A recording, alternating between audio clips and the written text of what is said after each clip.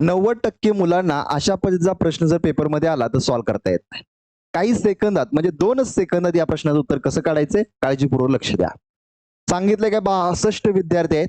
त्या विद्यार्थ्यांपैकी मित्रांनो 22 विद्यार्थी अनुत्तीर्ण झालेले आहेत. म्हणजे उत्तीर्ण किती झाले असणार आहेत? तर बघा 2 2 गेले 0, 7 2 गेले 4. 40 उत्तीर्ण झालेले आहेत. मग 40 उत्तीर्ण जे झालेले आहेत त्या यादीमध्ये उत्तीर्ण झालेल्या यादीमध्ये रमेशचा उच्च स्थानाकडून म्हणजे वरून त्याचा 23वा क्रमांक आहे. मग शेवटून कितवा क्रमांक आहे असं विचारलंय रमेशचा शेवटून. मग वरून 23वा आहे म्हणजे 23च्या अगोदर किती विद्यार्थी आहेत? 22 विद्यार्थी आहेत उत्तीर्ण झालेले त्याच्या अगोदर.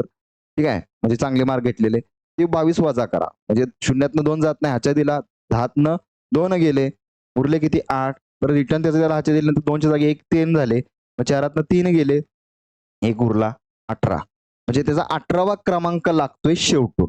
रमेशचा 18वा क्रमांक लागतोय शेवटून.